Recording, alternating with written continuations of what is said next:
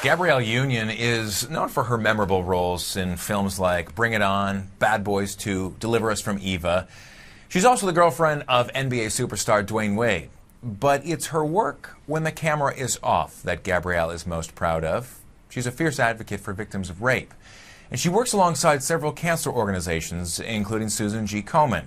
Gabrielle sat down with celebrity stylist Phillip Bloch at Manhattan's Alili restaurant for the latest Cause Celeb. You've had an amazing career. You've played the smart, beautiful, integrous character. You've really kind of built a career on being that woman. I kind of tend to play characters that are a little closer to who I am in real life. So I am a pretty assertive, some maybe like my ex-husband might say, bitchy, an assertive, woman, very independent, very much, together. And I also don't mind the creating positive images for women of color. And now, think like a man. Yeah. This is exciting. Very, very. I'm so excited. This was such a fun and easy movie to make, and it's been so much fun to promote it with all my friends. And it's like being paid to go to summer camp with your best friends. We make a decent living. I think it's time to invest and make this a real home with like matching dishes and glasses and a new couch. What's wrong with my couch? Before you started in your acting career, you had a very life-changing moment. You were sort of trying to find your direction, I think, in life. You'd gone to college, you kind of came back to California, you started working in a shoe store, and you were raped at gunpoint. It was a rather violent episode.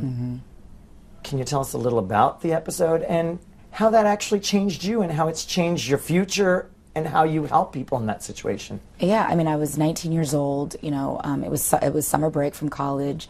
You think you know everything, at 19, you're like, you can't tell me anything. It's funny, you trust everyone and you don't trust yourself. And that's kind of who I was that day. Because it's kind of like my life before being raped and my life after. Those are two different people. It's almost like a mini death. So the second I was being raped, it was like I was hovering over myself. I was no longer that person, on the ground with a gun to their head being raped. I was sort of hovering over myself like, how did this even happen to me? Who is that person down there?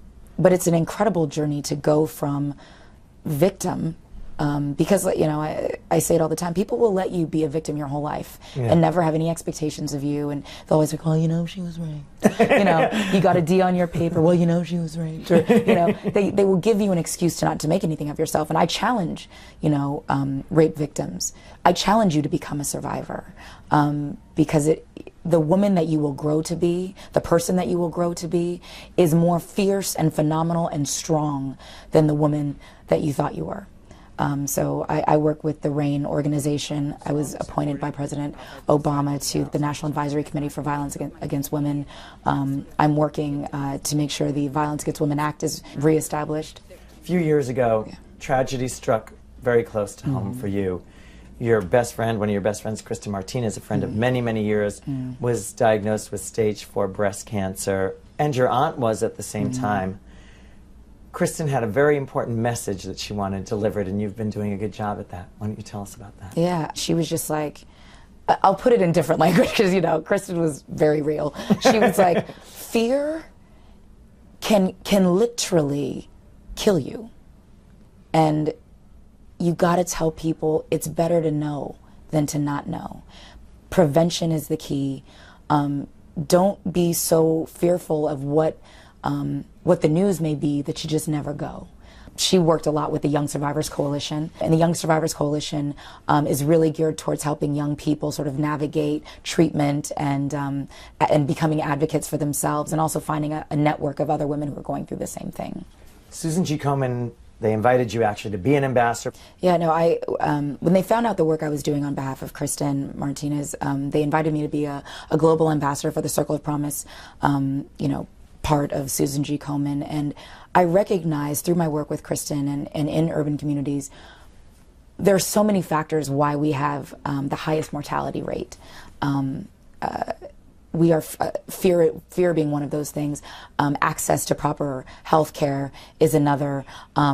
and our lack of knowledge about preventative services is huge. And so through Susan G. Komen, we've taken that message worldwide. But what I noticed more than anything that was sort of shocking and not what I expected, the same issues that you see in third world countries are the same issues that we see in America.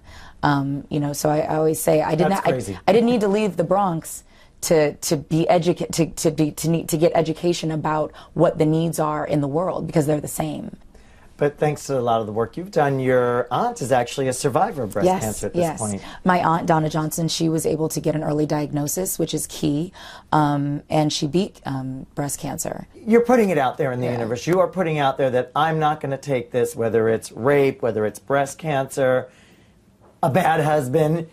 You're not going to take it, and we love it. No, well, thank you. Thank you.